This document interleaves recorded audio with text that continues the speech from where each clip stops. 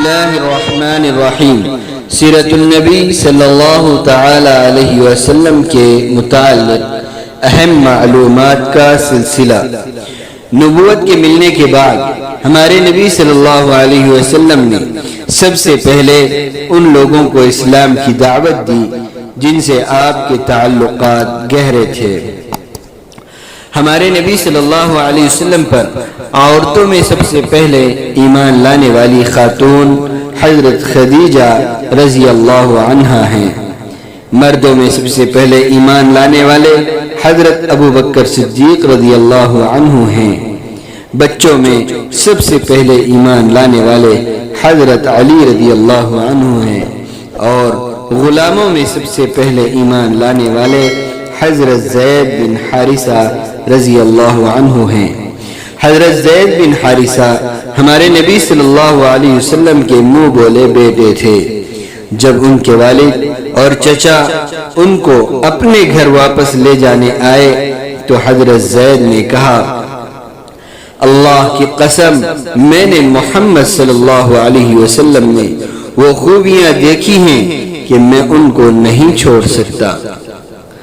3 سال تک ہمارے نبی صلی اللہ علیہ وسلم نے دعوت و تبلیغ کا کام خفیہ طور پر انجام دیا۔ اس کے بعد اللہ تعالیٰ نے حضور پاک صلی اللہ علیہ وسلم کو اپنے خاندان والوں کو دعوت دینے کا حکم دیا۔ وَأَنذِرْ عَشِيرَتَكَ الْأَقْرَبِينَ، اپنے قریبی خاندان والوں کو ڈراؤ۔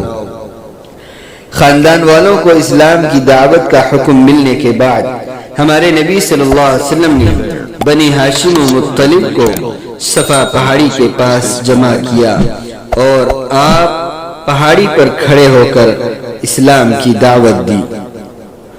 جب ہمارے نبی صلی اللہ علیہ وسلم نے ان سے اپنی سچائی کی تصدیق کرائی تو انہوں نے کہا، ہم نے آپ کو کبھی جھوٹ کہتے نہیں سنا۔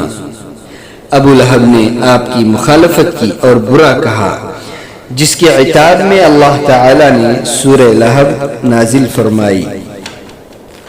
جب ہمارے نبی صلی اللہ علیہ وسلم نے اسلام کی دعوت دینی شروع کی تو ابو لہب نے ہمارے نبی صلی اللہ علیہ وسلم کی 2 صاحبزادیوں پر بھی ظلم کیا جو اس کی بہو تھیں۔ اس کے بیٹوں نے حضرت رقیہ اور حضرت ام کلثوم رضی اللہ عنہما کو طلاق دے دی۔ سیرت النبی صلی اللہ علیہ وسلم کا سلسلہ جاری ہے، اس لیے گزارش ہے کہ جو حضرات ابھی تک ہمارے چینل کو سبسکرائب نہیں کیے ہیں سبسکرائب فرما لیں اور بیل آئیکن پر ضرور کلک فرمائیں۔